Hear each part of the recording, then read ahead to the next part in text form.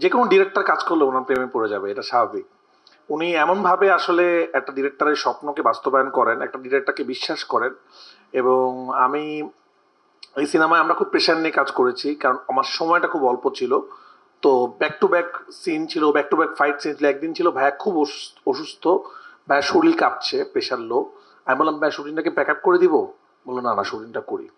তো এই সময়ে এসে এত কেরিয়ারের ২৬ বছর, এত এত সম্মান, এত এত ভালোবাসা, এই লেভেল স্টারিজম থাকার পরে যে মানুষটা কাজকে এত ভালোবাসে, আমি সবসময় আমার যারা আরো হিরোরা আছে, সিয়াম, রাজ, আমি সবাই কাছে গল্প করি যে সাকিব ভাইয়ের জায়গার থেকে যদি সাকিব ভাই এই লেভেলের পরিশ্রম করতে পারে, তোমাদের তো জান দিয়ে দেওয়া উচিত আসলে। কারণ আমরা দেখেছি উনি একটা সিনেমা একটু কম হইলে কি হবে আসলে, কিন্তু উনি একটা সিনের জন্য উনি ছাড় দেয় নাই যে না আমি এটা করব এটা করব। মানে ওনাকে আমি আটকাইতে হতো যে ভাই আর লাগবে না, ঠিক আছে হয়েছে, না না আমি এটা করব। রাত হয়ে গেছে।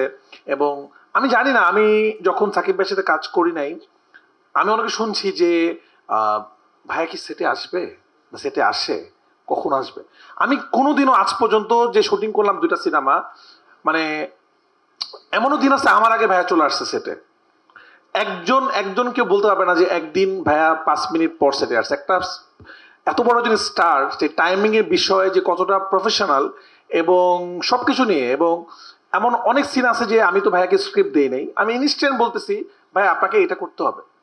উনি কোনোদিন আপনারা সবচেয়ে বড় যে হিট যে জিনিসটা আছে, যে ড্যান্স যে ব্যাপারটা আপনারা দেখেছেন একটা সিনেমাতে, সবাই এটা পছন্দ করেছেন। তো প্রথম দিন ভাইয়া শুটিং এ আসলো, আমি বললাম ভাইয়া আপনি একটা কাজ করেন, আপনি একটু নাচেন, নেচে নেচে মানুষকে মারেন।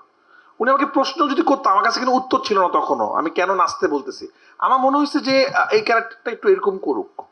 কিন্তু পরবর্তীতে ভাইয়া যখন বললো ঠিক আছে আমি এটা করতেছি, এই যে একটা ডিরেক্টরকে বিশ্বাস করা। এবং যখন উনি এটা ঘটাইলো, উনি তো সাকিব খান, উনি যখন নাচতেছে এটা ওইরকম অরাই মনে হচ্ছে, এটা আমরা নাচলে এটা হবে না, হাস্যকর লাগবে। উনি একটা এমন ভাবে জিনিসটা করলো, এই জিনিসটা ম্যাজিক হয়ে গেল। এবং যারা এডিট করতে সিনেমা, তারা বললো এটা কেমনে সম্ভব, এই এই সিনেমার একটা ম্যাজিকটাই হলো যে ড্যান্স।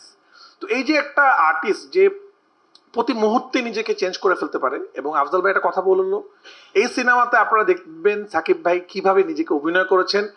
এই আমি জানি না, আমার যদি এটা বেস্ট সিনেমা হয়ে থাকে, আমারও মনে হয় সাকিব ভাইয়ের জীবনের অভিনয়ের জীবনের বেস্ট সিনেমা হলো যে তাণ্ডব। আপনারা খেয়াল করে দেবেন আমার ম্যাক্সিমাম গল্পগুলাই একটু বাংলাদেশের প্রেক্ষাপট থেকে, কারণ আমি জীবন থেকে গল্প নেই আসলে, মানুষের জীবন থেকে গল্প নিতে পছন্দ করি। আমার কাছে মনে হয় সিনেমার গল্পগুলো জীবন থেকেই নেওয়া থাকে।